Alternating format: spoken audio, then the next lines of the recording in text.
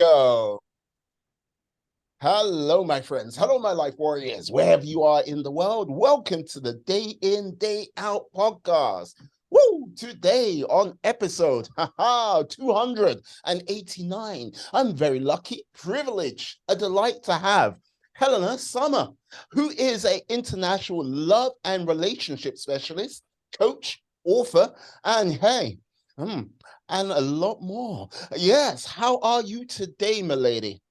I'm absolutely fantastic to be in your presence and presence of your warriors. Yes, look, when Helena reached out to me, went, yes, can I be on your podcast? And she went, yeah. One of the things she sold it was with a Dracula accent. Dare I say it? Like, yeah, today it's not haunting, it's terrific. Yeah. You are a very interesting cat because this is the thing. Now, you you're a relationship specialist, right? Love and all of that. Now, your sort of start of things is considerably different. Well, let's just say it would be highly frowned upon where you started from. Would Oh, I be yeah. right in saying that? Yeah, pretty much. Hmm. And why is that, Helen?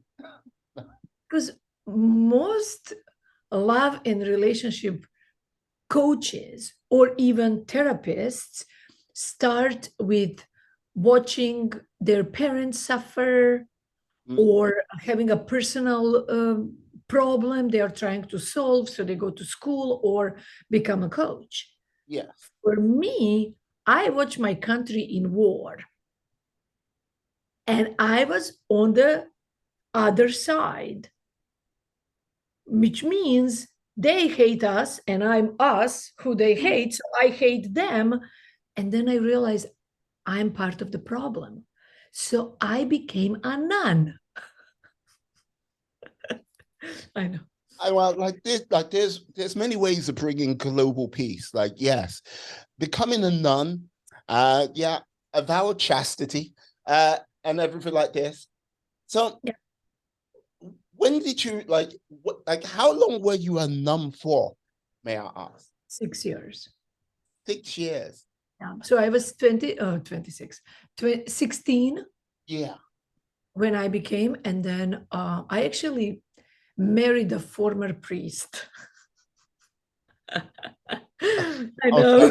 Okay. Is that I kind know that this is gonna of, get weird. okay? No, please do carry on. Yeah, so we had a vow of celibacy, simplicity, and poverty. Hmm. But of course, after the marriage, we broke a vow of celibacy. Can you Wow. believe it? I No, know. well, that, you know what?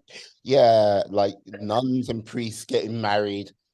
I think that's gonna go well with the church. Just, just Actually, saying. actually, believe it or not, I left Yes. and he left. We kind of met, but we never spoke because the speaking with men was not allowed. If you are with a male person, being your father, your brother, your anyone, Uh-huh. look at the floor. You can only talk about the service. You don't smile, and you are in a room with no closed doors. One on one with closed doors was like taboo, no way. So Yeah. you look down, you just talk about we need, I don't know, toothbrushes for female department. Yeah. And you just say, thank you very much. When will that be delivered? At 9. Okay, thanks, bye. No, hey, da, da, da, hello. It's No, okay. no, no. So Okay. basically, we met, but we never spoke. I just saw him over there, but no interaction, nothing. So I left because I wanted to be kissed. I was 16, and while everybody was going through, puberty in a proper way Yeah. and, exploring their bodies and stuff, I was devoted that by golly, I'm going to stop the war. Like, if the saying is, if your heart, if your faith is the size of one mustard seed, you can move the mountains. Hmm. And I was so naive and so passionate, knowing that my fate is two mustard seeds, I can stop the war. Ah, So I was on a mission. I really believe this war is insanity. If when you are in the war, you really feel it's insane. mm, My friends who we went to school at were now shooting at us. Like, what? It's just insanity. You people you know, you love, right? So I believe that with my faith and my open, pure heart, I can stop the war. like I think this like the sort of standing of okay, when you're a teenager, you know everything, but you've experienced nothing, comes to mind. But like in a sort of war setting, don't get me wrong, like okay, like nothing I've experienced, but that is like kind of no way of putting it. It's a weird place to be, as you say, friends you grew up with, people you knew, like, or you believed you knew, like all of a sudden becoming the other. You're seen as the other. And yeah, like basically not afraid to take you out or anything like that.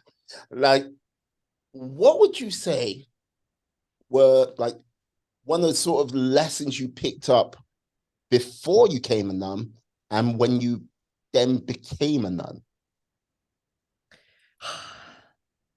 Lessons before. Yeah. I actually had very difficult life. Okay. Everything from the conception, it was through rape, through really like everything in my life. I don't remember happiness. I don't remember. It was really, really difficult. I remember a lot of fear, a lot of anxiety. I was bullied in the school. So I already at the age of 13, I wanted to become a nun. Mm, Not because I had some divine connection with God, but because I wanted to escape and evacuate from this world. This world was so painful to me. I mm, had no shelter. I had no feeling like I'm safe here. So it's not like in this world, we think that people who surrender to God want God. That's the highest level of surrender. There are actually four types of people who surrender to God. And I was at the lower type of people who surrender are those who are miserable, mm. who just want escape, right? Second type are people who want money, who want some prestige and power, which is a lot of those in an organized religion system, a lot of them hiding behind a holy face, No, right? I've never heard that before. Oh, Like, yeah. Oh, so, yeah. Believe it or not. And then the third type of people are people who are curious. mm, Like, what is world? What is mind? What is universe? How does everything work? I had some curiosity in me too, but that misery was my guiding force. And mm, the fourth type is those who are really seeking for absolute truth. So imagine you put a bunch of these kind of people together in a certain organized religion, and you have a mumbo jumbo, just like you have in any other relationship. It's mm. just this one is harder to see through because there is that like a divinity and godliness all over that should be followed. Well, like I would imagine, yes, as you say, divinity, godliness, like everything has to be done a certain way. But because you're a nun and because you got priests and stuff like this, there are many things you can't actually sort of tap into or like learn from because, well, it goes against one of your four fouls, if you get what I mean. Yeah, yeah. So, yeah. So, interesting. So, how did you move from being scared, like just like scared, getting like wanting that escape into like, yeah, to the next, like, well, to the next stage? If I could write a book on it, 3 steps to move from fear to next stage, I would. Mm, There's no like a formula. It's really personal. You either grow into yourself Mhm. as a flower that gets a lot of sunshine and you just open, or as a walnut that gets smacked with a hammer to be opened. So I didn't have much sunshine in my life. I was hammered a lot. And then when I ended up in a refugee camp, that was a lot of hammering. Mm. What witnessing the death of a baby and children with gray hair and a lot of misery around. I actually ran out of refugee camp because this is maybe my highest search. When this baby died in a refugee camp, and people were talking kind of trash about the mom. Oh, it's Mhm. mom's fault. She should have covered the baby better. It's freezing. How you cover the baby? I mean, come on, people. And I saw there was no compassion. So I felt that God was unfair because, the fairness in young generations, we all want a fair life. There's nothing fair, but whatever. I Yeah. believed in fairness. So I ran away from refugee camp to find God so I can kick his ass. Why you kill a baby? Why don't you kill me? I went to find God and kick his ass. And I went out on the streets, whoever I could find. Where is God? Where is God? Where is God? In the church, in the Bible, in the nature, in your heart, everywhere. Show me the God. Okay. It was getting cold and I was getting hungry and I had to pee and I was miserable. And then there were these three glowing women. They were not Catholic nuns. I was not Catholic nun, but I don't talk about details. Okay. So these three glowing women came, and I asked them, "Where is God?" And they smiled, they look at each other, they look at me, and peacefully they said, "Why do you ask us?" And I said, "I don't care who you ask. I ask everyone. You're not special." I didn't see them, even though they were very different. Refugees have a gray faces, gray energy. These women were glowing, but I was so hungry for kicking God's ass. And they said, "Come with us." And I was literally taken from refugee camp, being hammered like a cat takes a kitten by the neck. Yeah. They took me from refugee camp over there when I first time in my life saw sunshine. And then I bloomed. So I actually had a post-traumatic stress Mm-hmm. disorder that turned into post-traumatic growth. And if there is a formula to it, I believe it's a formula of um, pure, genuine eagerness. There is a word in Sanskrit language. It's called lauliam, which means burning desire, not a regular desire, burning desire. So there are these many principles. If you look at Buddhism or other, some Oh, principle is just chill and yeah. let it come to you. Some is like work hard, like a burning desire. But some is the fate, like there was the fate of that burning desire. I was gonna do it by golly, I was gonna do it. I knew I would find God that way. I didn't know how and when, but I knew it. Like it was like, what did I have? I was 16 years old. I was alone. I had only my clothes on me. I didn't have money. I didn't have a phone in 1991. I didn't have a family with me. I didn't have food. I didn't have ID, nothing. And that's how I kind of woke up. I was like, wow, I have nothing. And then awakening moment, but I have my heart. And then a slam. My heart is full of hatred. I hate men. I hate my father. I hate Serbians. I hate war. I hate myself. I was like, oh, wow. And that's when I realized the real awakening. With all this hatred, I am part of the problem. Wow.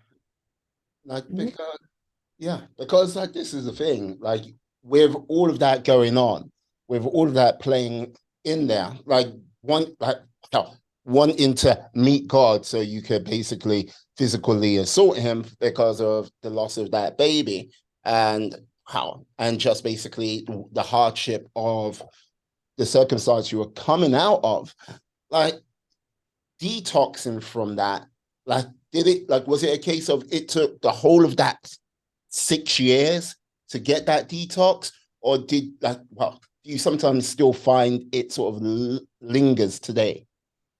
It was, I remember the first lesson was when one of them, the oldest one, she came to me and she said, you know, we don't yell here.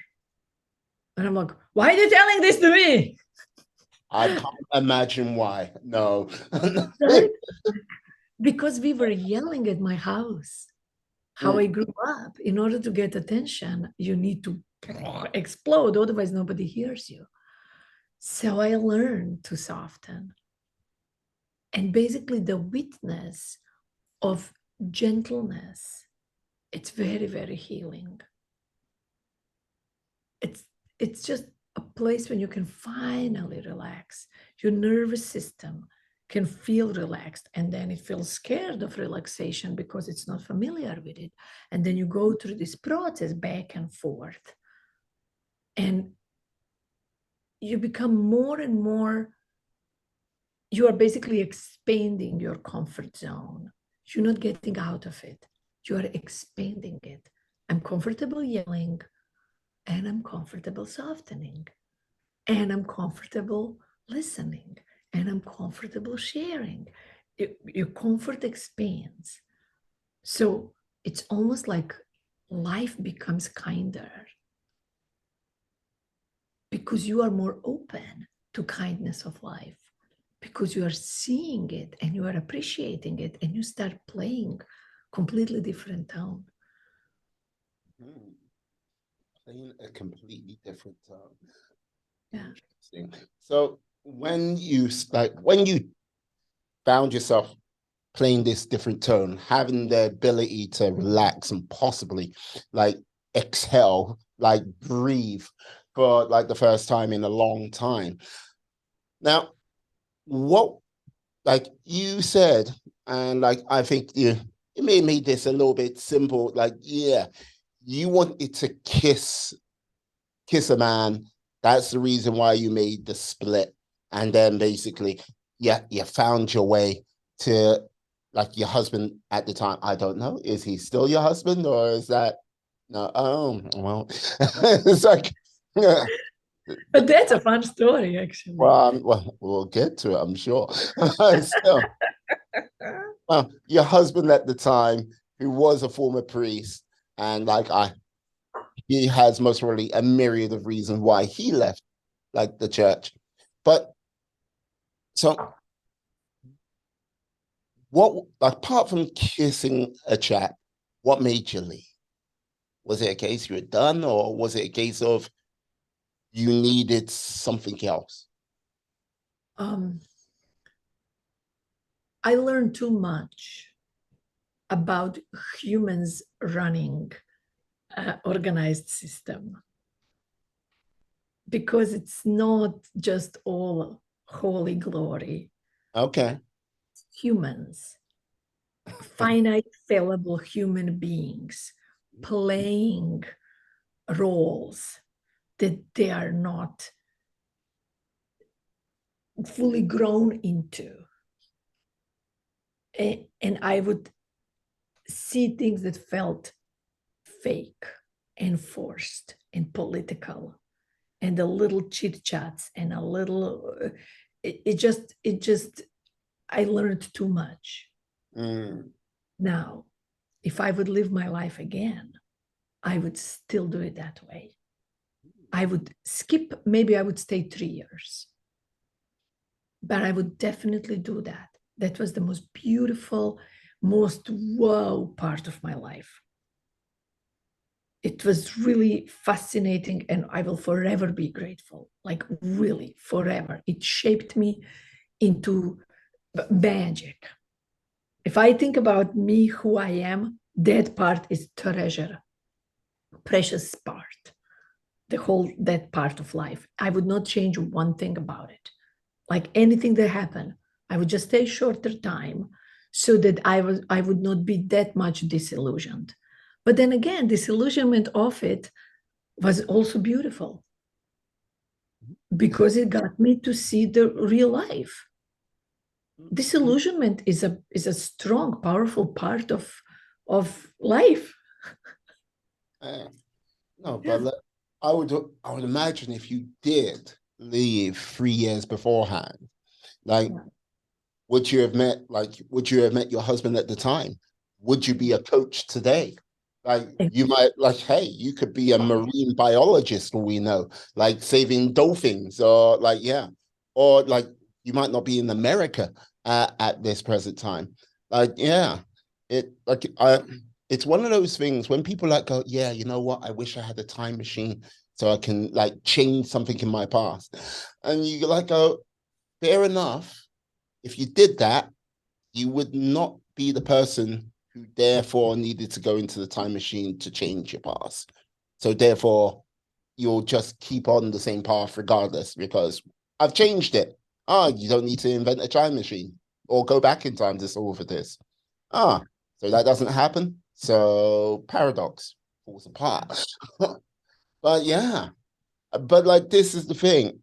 Now, with all of this, and like, yeah, being disillusioned with the system because look, human beings are human beings and like politics are politics. And sometimes when it comes to like, and this is no diss on the church, sometimes when it comes to the sort of life and what it offers, when you're talking to people who may have came in, like gone into the church young like yourself and not really sort of had a taste of life in its entirety, they like doing something when it's theory is one thing, doing something when it's practical is another. So you're never going to get that full rich experience. Or they're like, oh yeah, you're going to be tempted. I hear that's what it's like, or I hear it's like that. Yeah, I think this is why sometimes, yeah, sometimes when you have someone who's like leading someone's life, they've got to be, or trying to be a leader, they've got to be a little bit dirty. Not filthy, but a little bit, you know? Yeah, Would you're you right. agree? Love that. Yeah. So how did you start to get that knowledge, get that experience as a young 22-year-old like woman in the world, freshly married to a priest? Yeah, former priest, I should say. Former So priest. first, I'll shock you how we got together, actually. Okay. So I knew he existed. He knew Okay. I existed. That's a good By the way, I was actually 21, so it was maybe 5.5 years that I stayed, if we want to be politically correct. So 21. Uh, what happened is I left and he left. I was living in Croatia. He was living in Slovenia. He's Slovenian. Mhm. So we both left. And then one of the authorities later called me and said, hey, you left. And you know that guy? I said, yeah, I heard of him. He said, he left too. Why don't you guys get married? He said, you will be in the world when men are sharks. You don't know men. You don't know men are dogs. You are innocent and whatever. So you better go with somebody who at least you will have same life values. Okay. So my first marriage was arranged marriage. And on our first date, he Right. arrived to Croatia and we were sitting on a bench with big distance between us and we were looking on the floor and talking how we're gonna get married. We did not even have an eye contact or a hug or anything. We were just being ready. It's like, I could just see it now. Just like, yes, yes. Like Father Daniel's like told me you'll be like, yes, interested in getting married. Yes, I would. Yes, our wedding day will take place on this date. Okay. Yeah, like, oh, wait. Like, okay. Wave Yeah. your arm across. Make sure there's enough space for Jesus. Yes. There's like, there's like, yeah. So we're gonna spend the rest of our lives together, even though I've We seen got you mad. from a distance, and I've Yes. seen you from a distance. Like, so you're not with this guy right now. So, dare I ask, how long did this marriage last? The marriage to protect you from the sharks and dogs of the world. Yes. 7 beautiful years, and we are still friends. Ah, We are still friends. As a matter of fact, now you're going to brace yourself. My okay. first husband arranged my second marriage.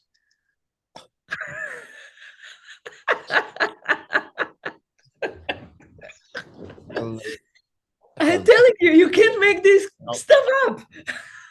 hel- The truth is stranger than fiction. hel-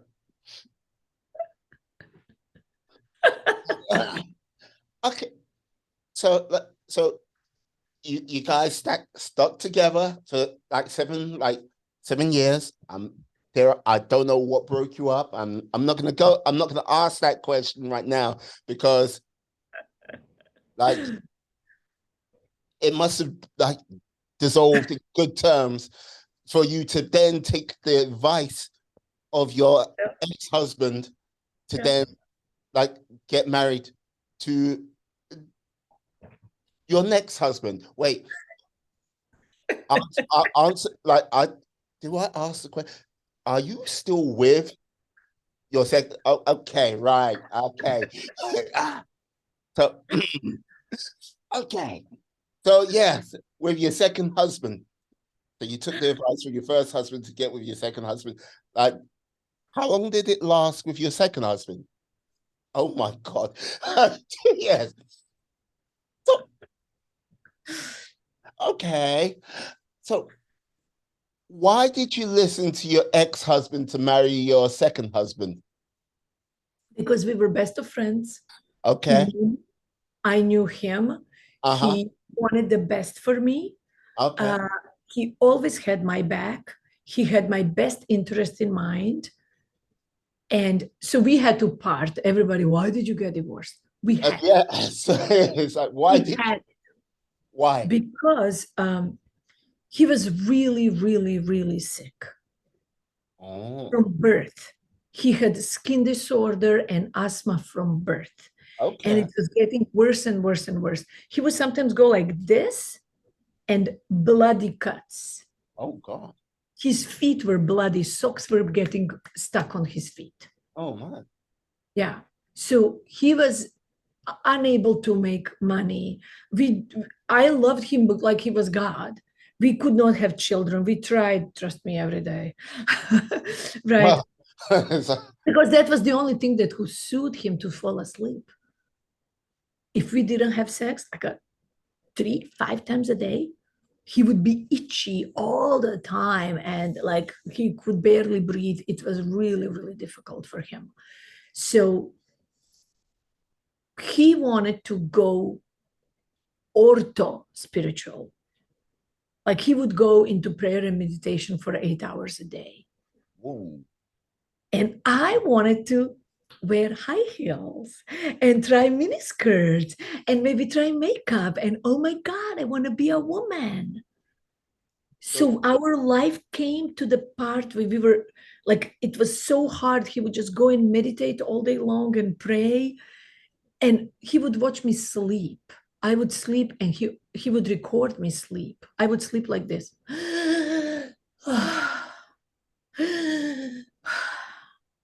And he saw this is a burden to him. To me, this life was a burden. But I was such a good wife. I would never say that. I was basically serving him mhm. all, and we didn't have much money. So we would go and work some odd jobs or whatever, and I would work. He could not. Yeah. So he did not want to watch me suffer.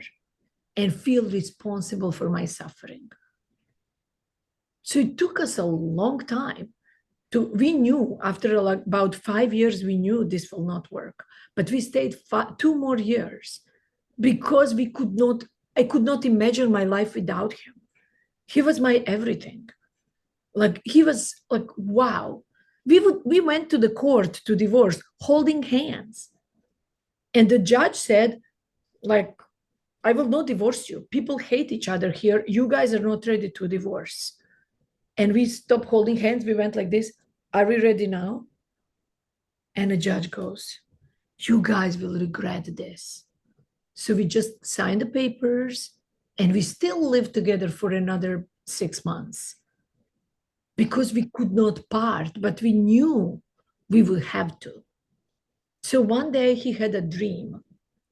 He had a dream that we were on Trafalgar Square in London. And we were living in Croatia or Slovenia, but we were in London and I was trying to ride a horse. And horse was dying and salivating and suffering under me. And he was trying to help. And then God came to him and said, hey, look over here. And he said, no, no, no, God, let's help her. We need to help her. And God said, no, look over here. He said, no, we need to help her. And God said, look over here. And the moment he looked, the horse got healthy and big, beautiful white horse. And I had a beautiful long blonde hair. And I ride and I wave to him and I ride. And he translated that he is limiting me. So he had a message, he had to let me go. And I was not to go. Where do I go? I love you. I want to be with you, but I'm suffering because I have my life I want to live. So I cannot live my life. So it was a really internal struggle. It was really, really difficult to divorce. So the smart man as he is, he went on veggiedate.org, a place where vegetarians used to date. And that was back in 2004. Okay. And he was looking for guys. And he asked me, what's your ideal man after me? And I was 29. And I said, some dude who is at least 42, to be old man who has ex-wife and ex-children that he's busy with, so he will not fall in love with me, so I don't have to love him. I will love you forever. But I just like to be with some old dude. 42 was old for me at the time, right? I know. I'm like, oh my God, how beautiful the time was. You are in that kind of illusion. It's like, oh man, 42. Wow. You, the ancient one, the ancient one. I was ageist.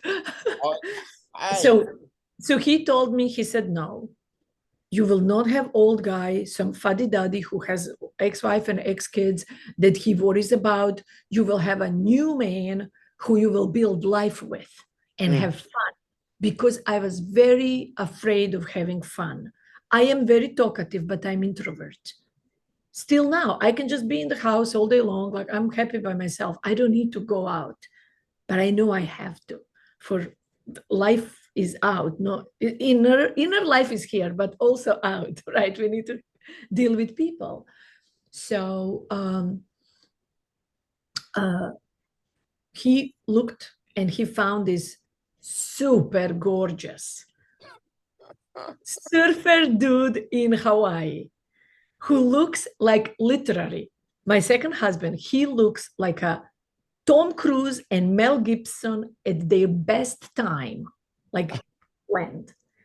Beautiful dark skin, big blue eyes, perfectly chiseled surfer bodies. Oh God, hot, sexy man.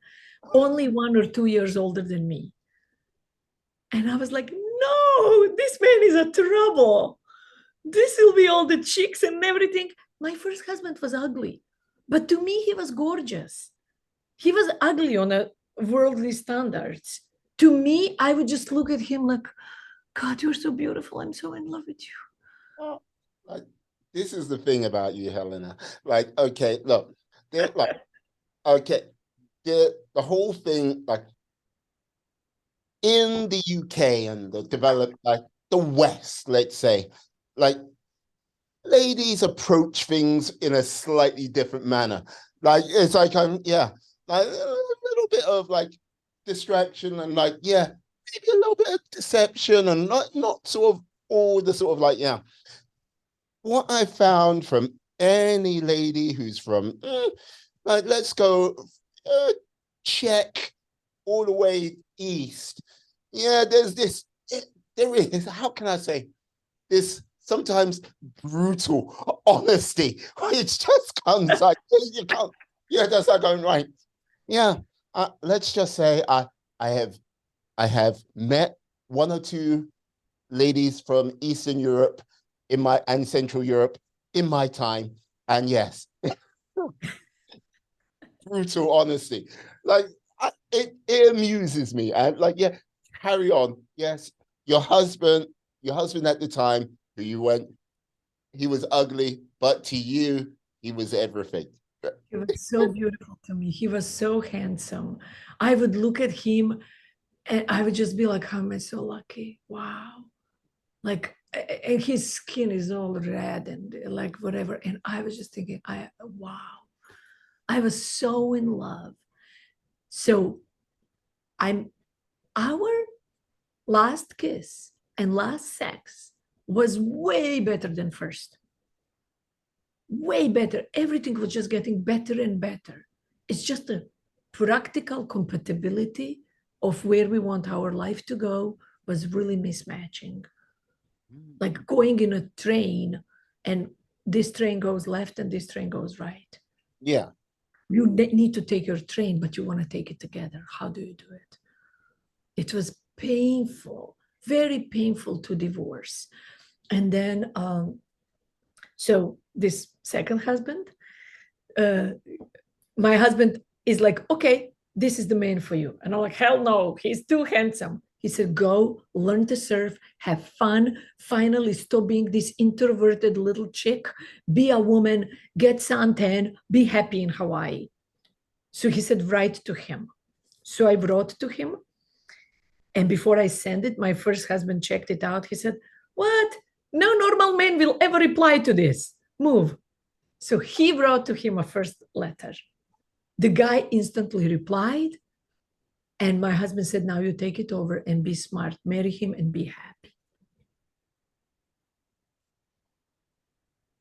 And that's how it happened. Okay. Like because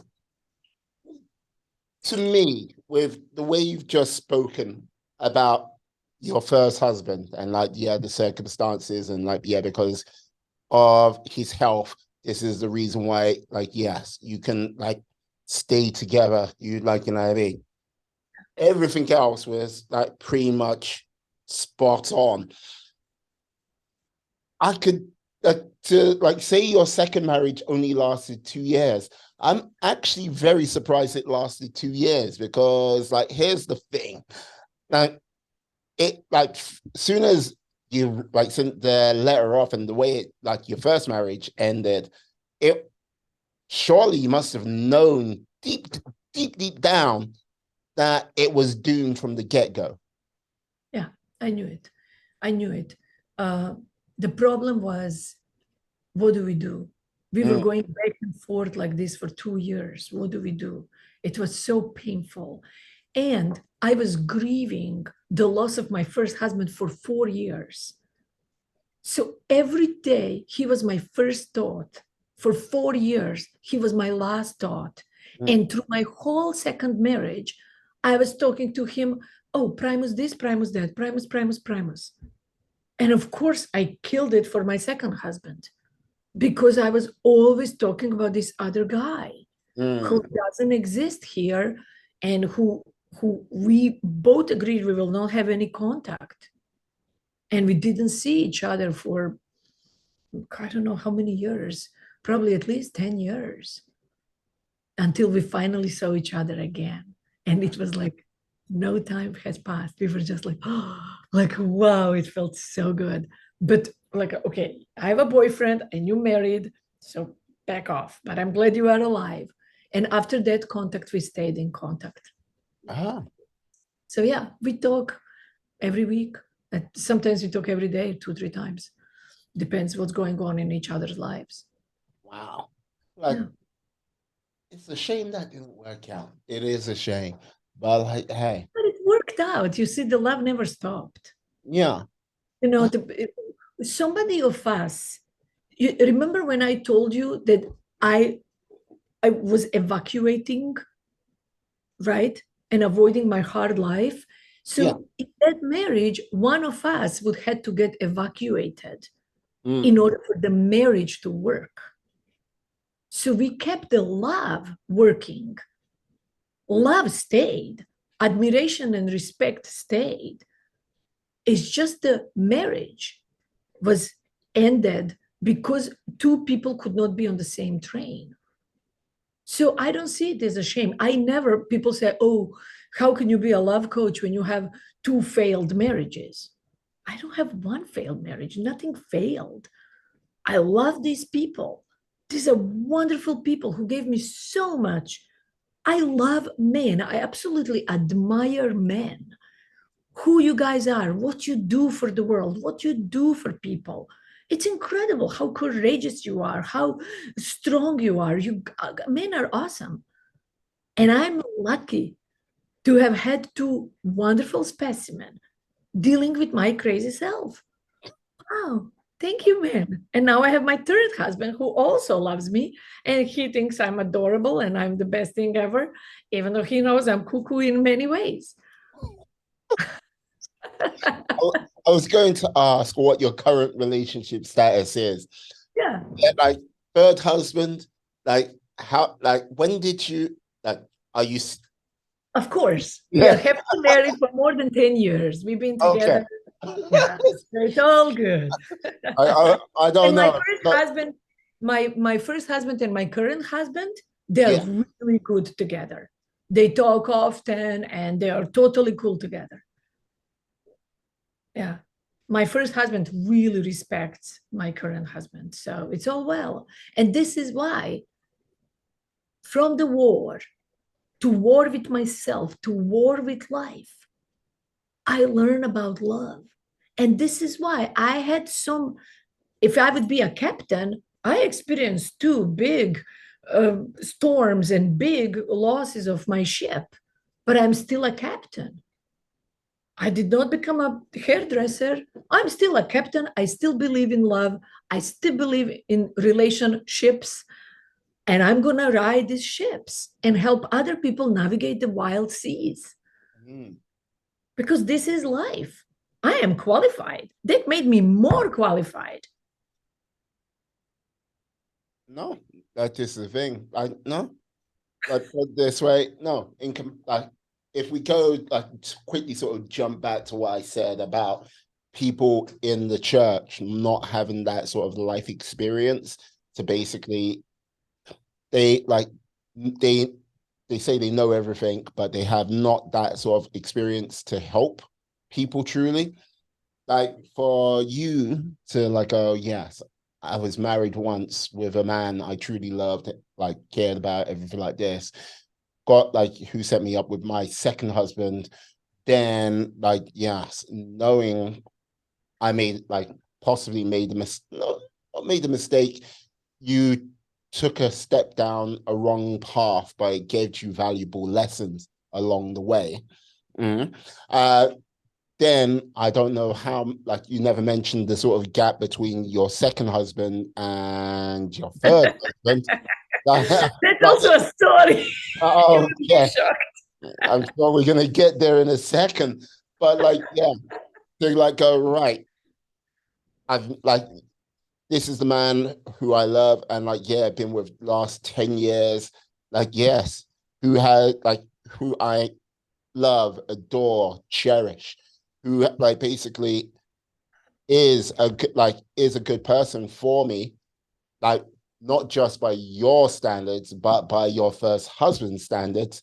It's like it's it's quite a thing. Like, dare I ask?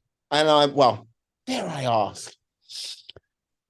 When did, like, how long between husband number two and the husband number three did it take? Long, long. I was, when we got divorced, I think I was maybe 30 or something. And I remember thinking, wow, I've been married and divorced twice, and I never had a date. I've never been engaged. With both men, it was how we gonna get married. I never got an engagement ring. I'm sorry, but there's scores of women out there right now who hate your freaking guts. Because I go, like, hey, just like, hey. It's like, Yeah. okay, carry on. Yeah, sorry. So I was just looking at life and thinking, okay, so I already had two men that I was married with. So, of course, the world thinks, and it was the truth, I had sex with two men. I believed I was damaged goods. Who will want me? I'm old. I'm 30. I'm old. And I already had two men see me naked. That means I'm damaged goods. Who will want me? You see? I realized, okay, this is a really heavy duty belief. Mm-hmm. This is very limiting. And I was afraid of men. My first husband was like a jewel, like a pomade on a burned skin. Yeah. My father was the fire that burned. My second husband, I evacuated. So there was really, I always say we were like a strawberry and tomato. We Mm. look alike, red with a little green, grow in the same garden, but you don't make a strawberry tomato smoothie. So the smoothie was not a good combination. Strawberry Yeah. goes with banana, cucumber, and tomato, but you don't mix this two. So I had no understanding of men. Like men are either like my father or one angel for one person in the lifetime. So what happens to me? I'm screwed. I've been married and divorced twice. I don't believe in the institution of marriage again. We try to have children with both husbands. Obviously, I can't have children. So why do I need to be married? So I gave up the idea of being married. But I had an idea of wanting to heal all my father's wounds. So I embarked on a journey to go on dates with men only to learn who men are, to learn to appreciate men, to learn to respect them, to find the best in them, what I called to dig the gold in man's heart, in man's personality and man's character. I didn't want to live with the shadow of my father's story or the fantasy of my first husband. I wanted to get real, down to earth. And I would tell men when they ask me on a date, I would say, look, I'm not ready to date. I'm not ready to have a relationship, but I want to learn to respect men.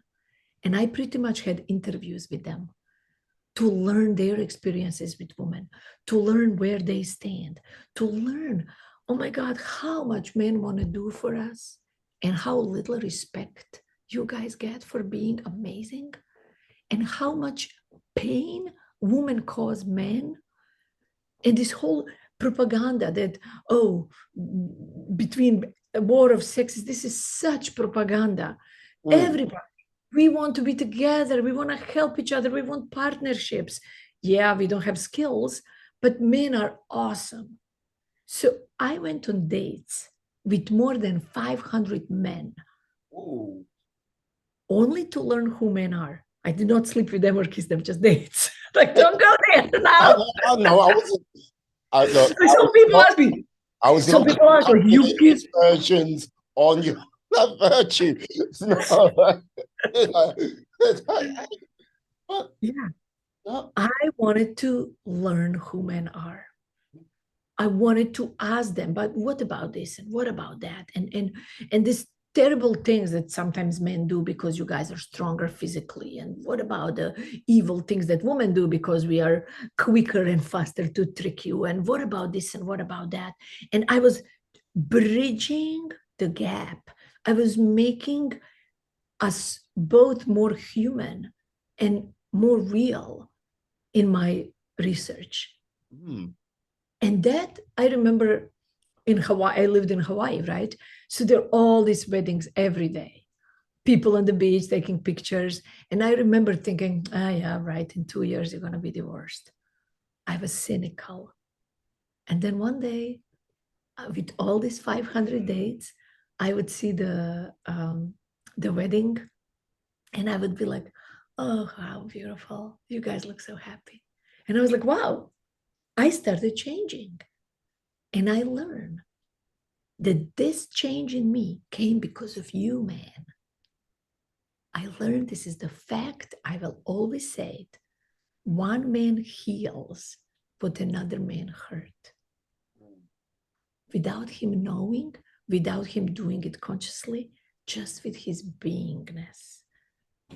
The posture of a man who is in his masculine attitude, who is present, who is strong, who honors himself and his time, who is here to make the world a better place, to protect women, animals, children, and planet, to cherish, to be a man, instantly heals.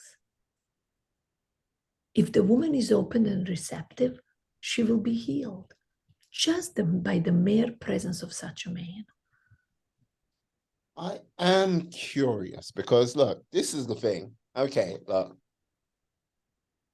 you, you you've come over to the United States, and I don't know, like, you know what I mean, like back in your homeland, if that, like, you know what I mean, the sort of realm of masculinity that was like something which is held in a different way and seen in a different light to what it is seen in the United States. Because okay, like okay, back then, and let's just say the goalposts have shifted a lot from when you most really first came over.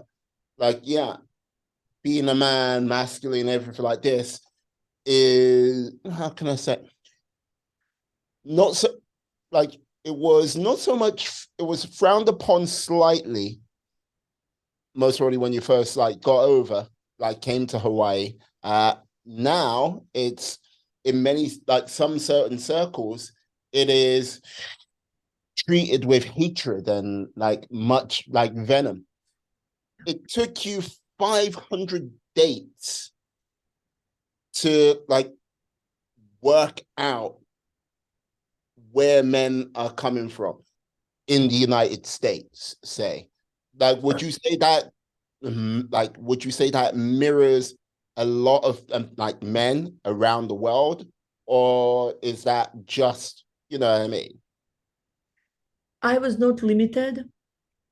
I did not have any criteria.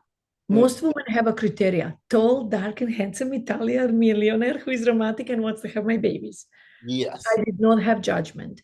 I was going out to meet men, uh, short, skinny, big, huge, rich, poor, old, young.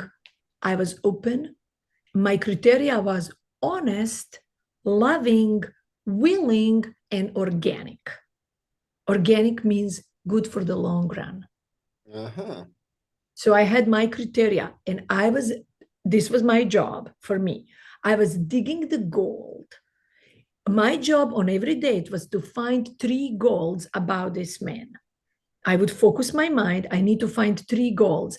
1 gold about his character, 1 gold about how he treats me, and 1 gold about who is he in the world. World meaning his family or his work, any world that is beyond me and him him and me at the point. So Hawaii is full of international. It's an international place. it's a, Japanese, Chinese, Filipino people, all kinds of colors. So I was open to everyone because I was not looking for a man to marry and capture. I was looking for myself to grow and flourish. And yes, every culture. I lived in Japan. I visited India, Thailand, Singapore. I traveled the world. I was all around. Cultures do have a different perspective of men. Men show up differently. With this modern time, there is so many more men than before who are kind of scared of women, who are waiting for women to make the first move, who don't have the posture that is very powerful, but more of a posture like, okay, I'm gonna, whatever you want, where do you want to go? What do you want to do? They're not like, hey, girl, I want to take you out. How do you feel about that? They're more like, oh, what do you like? Maybe, so that weaker energy is way more prominent now than before. But culturally, also, I noticed the men from like a Middle East have way more, they know they have to show up. Men from America today, they know they are competing with a woman. And a good man does not want to compete with a woman. Like men compete with men in biology. With a woman, even a short little skinny guy, by his muscular structure, is stronger than me. He knows he can punch me out, right? So they don't want to. So they kind of start sitting on a back line waiting for a woman to decide, waiting for a woman to ask him out, waiting for a woman to make the first move. Like, So when I coach women, I teach them how to invite a man to do that, how to respect a man. Very simple. Imagine a woman just tells you, you say something, I don't know, we should go outside sometimes. That's a very, very safe thing to say. Maybe we should hang out. We should grab out the coffee. And I teach a woman to say, I respect a man who initiates first date. Or there is nothing sexier than a man who picks up the phone and calls me to arrange a date. Or if you ever want to ask me out for a date, I will happily say yes. There are many ways you can actually take the feminine receptive mode that allows a man to stand up and knows, okay, she's not going to chop me off, my two little precious things, right? She's going to respect me if I can be myself, because the world craves clean, beautiful, empowering feminine, and clean, beautiful, empowering masculine. The world craves it everywhere. So why not allow ourselves to create the world we want? Now, you bring up some interesting points with what you just said there. This is the thing. Like, let's start with the last bit. There will be women out there who would simply like go, what, you're trying to tell like women to be passive, or like you're trying to tell them to be weak. But the way I see it, the way like I interpret, I'm not asking them to be passive or weak. No, I'm but asking them to be receptive and clear. Yeah, but like the way I see it, the way I interpret it, is that you're like, okay, learn to play the game of like, there are certain things you can say or do, like where you can like go, hey, you guy over there, come over, come over. I'd like to get to know you better. And like, yeah, given that sort of maybe a cue or two to like initiate like the quote unquote first move. You don't say to a man, come over. You look at Oh, him and yeah. smile. You show that you're interested. You don't control the man. You come here and make me sweep me off my feet. No, There's Yeah. so many powerful, sweet ways we can do things. Yes, but like this is one of the things I would say with uh certain groups of ladies. Not all of them have. Well, I don't think they've actually been taught that side of things. Or it's been kind of beaten out of them because of the sort of areas they might like areas or groups of people they might live with, like circulate in, to like go, no, what you're doing is wrong. What you're doing, not. It's like, okay. So it makes things hard there. But like when you say compete, men competing with ladies, what do you mean by that? Because like this is the thing, like on my sort of day-to-day life, I don't see myself competing with any ladies at all. Like, you know what I mean? I'm just going like, you know what I mean, doing my thing. And if it was a case of, oh, someone went, yeah, at work, I'd be like, going, yeah, I'm still doing my thing. Like, yeah, if that lady is better at her job and she's getting a promotion, fine, no worries. But I'm doing my thing, no worry, you know. So is it possible to clarify what you mean by that, please? Yes. Um, Polarity competition. Mm. So in the beautiful relationship, Yeah. in the let's compare it to a kingdom. There is Okay. a king and there is a queen. Okay. You sit on your throne to be clear in the relationship, not to mix energies. If I sit on my throne and then I push you off yours and then I sit on yours for a while and then I leave both thrones and I expect you to sit on both and then this is polarity mess. And that polarity mess is causing the loss of attraction, the loss of chemistry, because you don't know where you stand.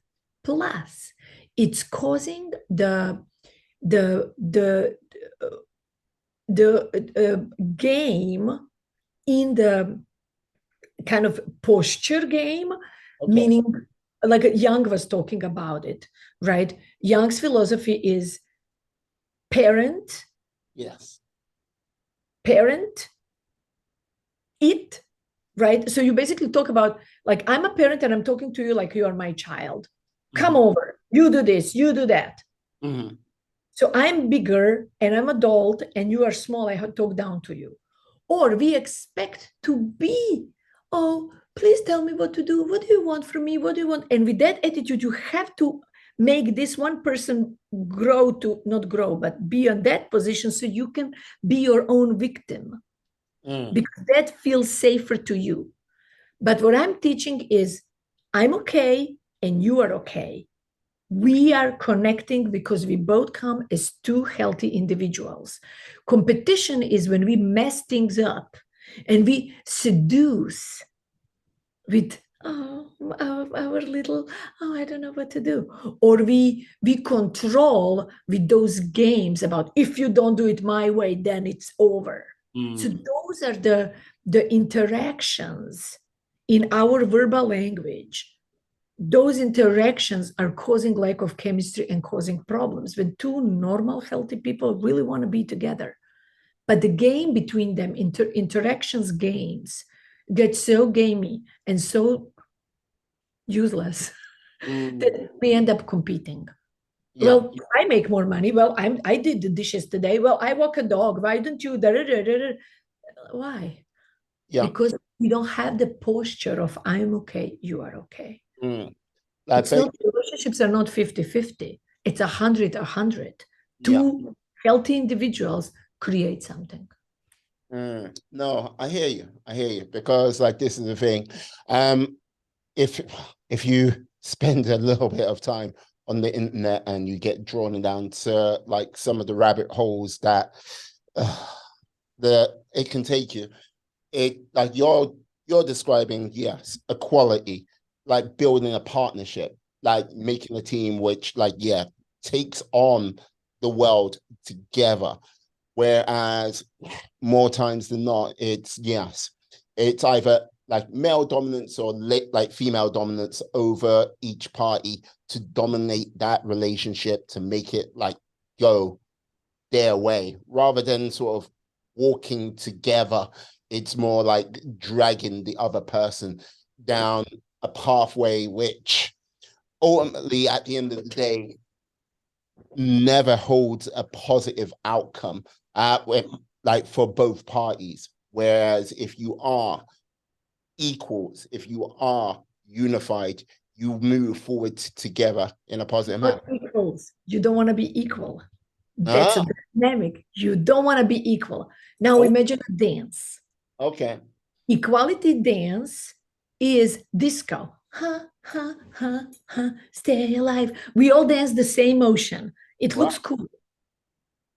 What people do, either they try to dance equality, and because equality doesn't make anyone feel special, we are all the same, then after they dance a slam dance, slam on each other, right? What I teach is tango. So Totally dressed differently. You are in your masculine, you look like a man. You are in your feminine, your long dress, high heels. He's leading you, you dancing backwards in a high heels with a long dress, completely glowing. He does all the work, but it makes you look beautiful. All eyes on you. oh, I hear you. Like, what I've got to simply say is, woo, there are going to be some ladies out there like, what? Right? No, but with like what you've said here and everything like this, and like, yeah, I like it. And like this, like, and like there's gonna be things where I'm like, I agree with you on like many a level. And then it'll be like other times I'm like, you know, you know, mm, I'm a little out there, I know. no, no, no, but it's like, like it's what you're like, it's who you are, and it's like there must be a need or a want out there because you wouldn't be doing what you've been doing. So like I have like I've seen the red pill, blue pill, everything like that on the internet, and like yeah, feminism on like on the right side, like on the good side to the toxic side, and yeah, it's these extreme pulls and pockets you often hear the loudest from. But And I don't talk about feminism uh, no, as a movement, any ism. I talk about femininity as yeah, the absolutely. feminine energy in the nature, the masculine energy in the nature. Everything has its the energetic world.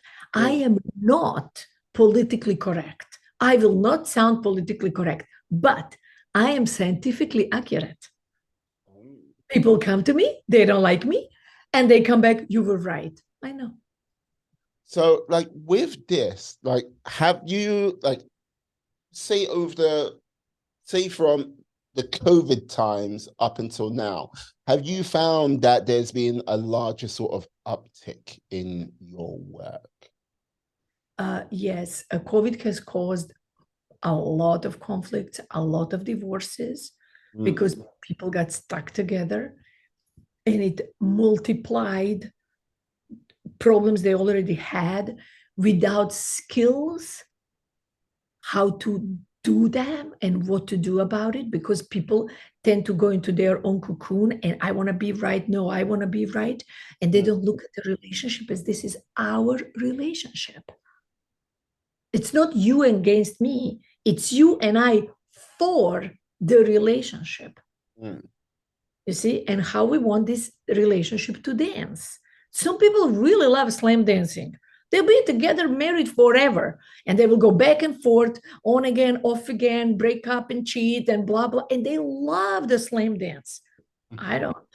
I'm never going to teach that. I don't like disco. Like, I never, ever take out the trash, ever.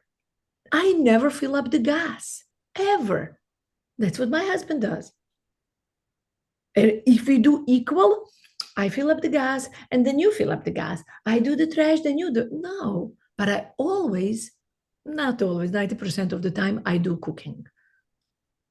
I prepare food, anything that is yummy and delicious and sexy. That's my job. And my husband likes it. Yeah. Until I get all masculine and I start controlling him. You guys, you don't like, you would do what a woman tells you to do, but you would not do it if she tells you what to do and how to do it. And I often do that. Like, hey, can you do this? Sure. And he said, no, no, not this way, that way. And he looks at me. I said, okay, okay, got it. Do it your way. I'm happy you're gonna do it. You see, so I am aware of these typical modern masculine traits in women. I have it too. I have a lot of natural, the way I look and the way I am. I have a lot of yang energy in me, Mm-hmm. which is masculine energy. But if I want to bring out the yang of my husband, yang is attracted to yin. So I'm a smart woman. I'm intelligent. So I'm gonna use my what I call zipper therapy. Instead of telling him how wrong he is, I'm gonna zip it. And I'm gonna praise him and I'm gonna dig the gold and I'm gonna bring out the best of him. You're a scary lady. You're a scary lady. But like this thing, like one of the things like I recently saw, like from a smart person who put up a post, like saying, yeah, like we spend 10,000 to a quarter of a million on a wedding, but we don't actually spend anything on a marriage. It's like, yeah, like I think it's one of those things where it's you do the big day and the sort of time investment to sort of like really go, okay, need to work things out because I think I don't know why it is, but there is a sort of mental difference to being married than when you're in a relationship, and it brings up all kinds of things. I'm not too sure how, but it does. I'm not. I'm saying this rather quietly because my lady's in the other room, and she's like, yeah. If you see the door go bursting open, I go, "Where's my ring, you son of a bitch?" It's like, that'll be another story. But yeah, like, what would you like from the clients you've had and everything like this? What has been some like would you say have been some of them like biggest misconceptions between like being in a relationship, getting married? It's men usually marry a woman they like now. Hmm. Oh, I like you. You are bright and smart and respectful and happy, and you look amazing, and we get along, and we travel well together, and we eat well together. Like, I like you. So Mm-hmm. they marry a woman they like now, hoping this is the woman I married. I'm going to have her for the rest of my life. She marries a guy that she likes now, but she also sees his potential. He could do better this and better that and better this and better that. So she's trying to change him through the marriage. Because I'm just trying to help. Your life would be much easier if you work out more. Wouldn't it be better if you do this? Why don't you do that? Why this and why that?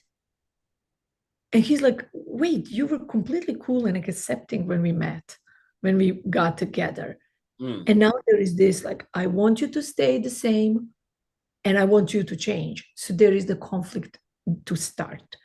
So we kind of mask that down and pretend it's not there, but it's affecting our energy and our polarity. It affects the hormones. When a woman is nagging and criticizing and complaining, it depletes men's testosterone. It depletes his attraction to her. And then if he fights with her and gets angry, it depletes his testosterone even more. So he starts feeling like I'm not a man enough with her. Like I miss myself. So I need to go out with guys and drink with them or whatever, shoot a gun with guys. And then he comes home and she's like, where have you been? And da da da da da da da da da.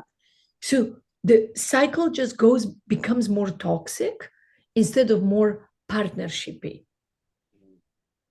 You see? So most people, they never, ever in their marriage, they never sit down and discuss 4 or 5 most important things. Negotiation is necessary. So if you negotiate time, how much time together, how much time apart, how much time working, how much time on vacation, 1 week a year, 3 weeks, whatever, negotiate time. Space. From my side of the bed to my closet to any space around, right? Money, very important thing to address. Money. Who pays for what? My money, my husband and I, we have a deal. My money is my money and his money is our money. And it's working very well. But then I heard somebody says, oh, I have a deal that my money is her money and her money is her money. Oh, God. Yeah, but let me tell you why that works. Because the woman feels safer if her money is put into investments versus into daily food and shelter. And a man feels more masculine if he can provide food and shelter. There is something about everything I talk about is scientifically accurate. It's not politically correct, sounds crazy. But it's really, if you sit and think, it's designed for our hormonal selves to be in sync versus in vitriol, right? So time, space, money, play, sexual play, non-sexual play. I'm playing in Vegas for 2 weeks. What about me? I don't know, right? How are we playing together? I want to have sex every day. I want to have sex every month, once a month. What do we do? This is things to discuss. And sometimes the fifth things is depends on your family status, chores and children. Who does what and how do we do? When people sit together and you write what you want it to be, your ideal case scenario, she writes her ideal case scenario, and you compare it. Oh, well, we don't agree on this and we don't agree on this, but okay, I'll give you this if you give me this. I'll give you, and you negotiate. So this is when you teach your nervous system and your brain cells that we are partners. We are not opposing parties. We are partners. As your podcast is day in and day out, day in and day out. You need to learn day in and day out. How do we bridge? And that's the art. That's the beauty. But people don't want to take the time. I'm too busy playing video games. We need to watch a movie. How you said people invest 10 to quarter of a million on a wedding and a 3 to 6 months or a year on planning that wedding. But they don't invest time to sit together and negotiate things. Time is an investment that our relationships need more than money. Investment of time. Women, we want to feel seen. Everybody wants to feel seen, but we want to feel seen, desired, connected. We want to feel safe, special, and sexy. You guys want to feel respected, needed, admired. That's so cheap. So not cheap like a low value, but cheap as a easy to give. So easy, one gold. You know, honey, I really appreciate you when you did this. That was so wonderful. Yeah, I would never like I wouldn't put cheap on that. I would just say it's a lot more simpler than you think. Yes. Thank you. Thank you for correcting me. Yeah, I'm going to use that word. Yeah. Because I think everyone overcomplicates it because, especially when they, how can I put it, have time to be in their own heads and like, oh, yeah, it should be this, it should be that, it should be this.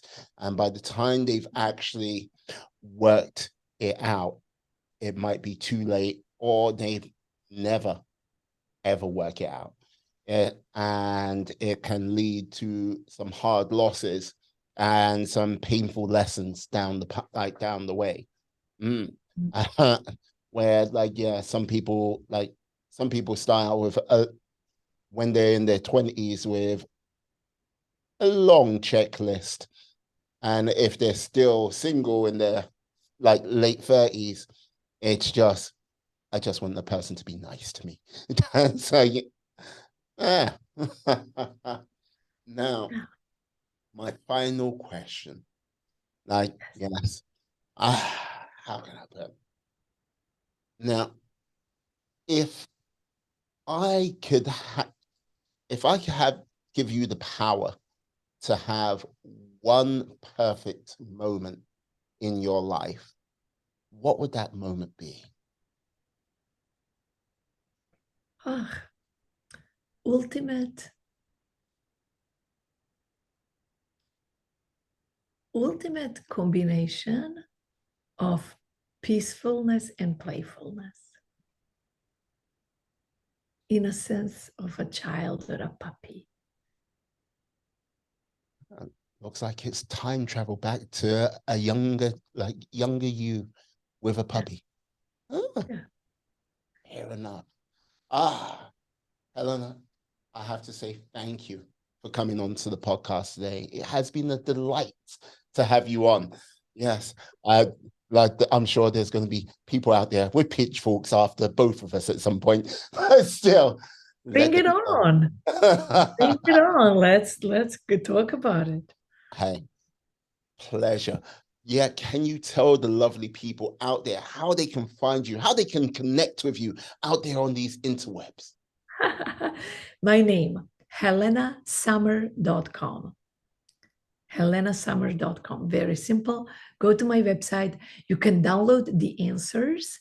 I actually have a PDF in which I talk about the most interesting questions that I got from my clients through the years. And I have history of working for over 20 years with high achievers. What are they going through in love? And they're short and sweet. Some answers are one word. Very fun and very easy to read and very interesting to go through. So helenasummer.com, check it out and come to answers. Ah, excellent, excellent, my friend. Like, yes, Thank thank you. you. Yeah.